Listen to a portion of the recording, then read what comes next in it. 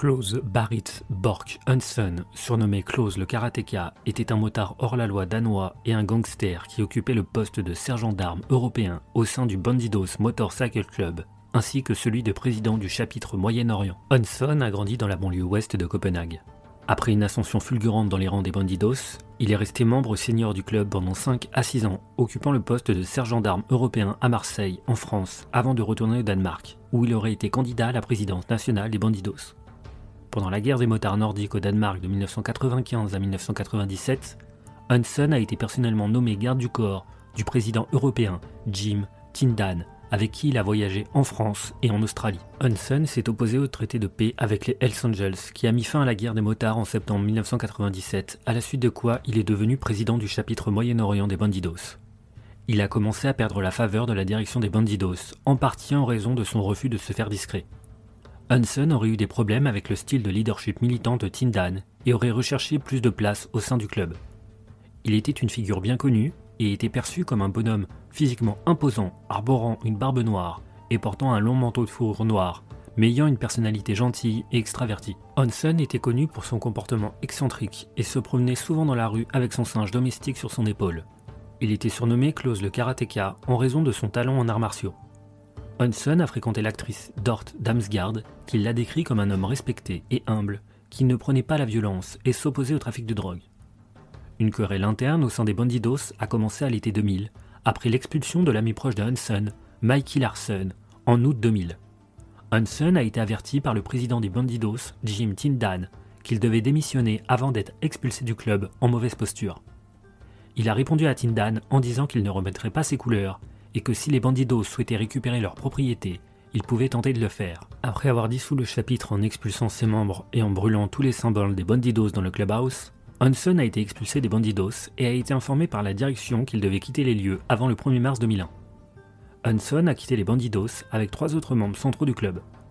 Les membres restants et les partisans du chapitre ont été transférés dans d'autres chapitres. Après avoir échoué à créer un chapitre des Outlaws, Hansen a transformé l'ancien clubhouse des Bandidos en une antenne du Red et White Crew, un club de soutien des Hells, en décembre 2000. Peu de temps après la démission de Hansen des Bandidos, un ami proche de lui dans le club a été promu à un poste de biker senior, ce qui a intensifié le conflit. Hansen a accusé son ancien ami d'avoir été un informateur en prison lors d'un séjour en prison plusieurs années auparavant et a obtenu des documents internes du service pénitentiaire et de probation, confirmant le statut d'informateur de l'homme qu'il a distribué dans la communauté des motards. En février 2001, Hansen a vendu sa maison et a emménagé dans l'appartement en sous-sol de sa petite amie dans la banlieue de Copenhague. L'argent que Hansen a tiré de la vente de sa maison aurait été utilisé pour rembourser des dettes dans la communauté des motards. Le 21 mars 2001, Hansen a été victime d'une embuscade devant son domicile alors qu'il rentrait d'une sortie au restaurant avec Dort Damsgaard. Les enquêteurs ont déterminé qu'il y avait 5 tireurs impliqués, avec 19 tirs provenant d'un seul pistolet. Les 7 restants étant tirés à partir de 2 pistolets supplémentaires et de 2 fusils de chasse. Un des coups de feu était un coup de grâce tiré dans la tête de Hansen à bout portant. Les assassins ont pris la fuite à bord d'une Audi noire volée qui a ensuite été retrouvée calcinée. Les armes utilisées lors de la fusillade ont été récupérées ultérieurement. Certaines des armes avaient été partiellement démantelées dans une tentative de destruction des preuves. Hansen faisait l'objet d'une enquête pour racket de protection au moment de sa mort. La police l'avait prévenu à plusieurs reprises, jusqu'à la veille, qu'il était sur la liste des cibles des Bandidos et lui avait proposé une protection qu'il avait refusée. Hansen a été incinéré le 7 avril 2001.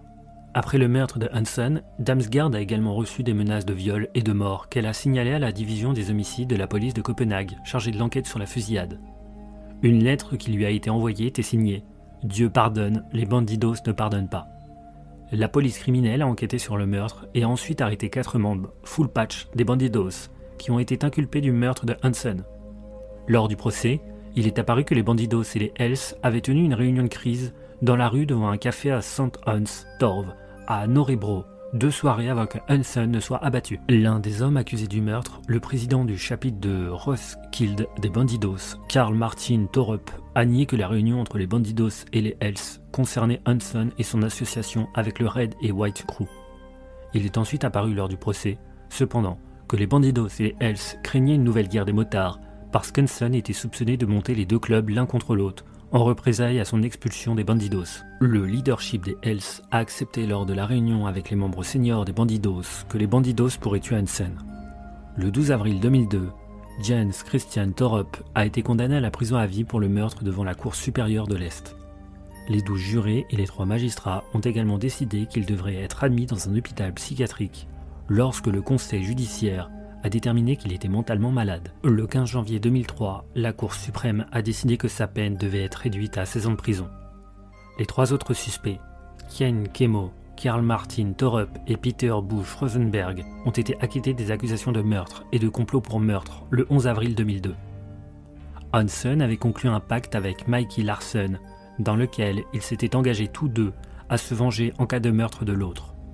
Après l'assassinat de Hansen, Larsen a menacé la vie de plusieurs hauts responsables des Bandidos et a lui-même été tué dans un attentat à la voiture piégée le 17 septembre 2003.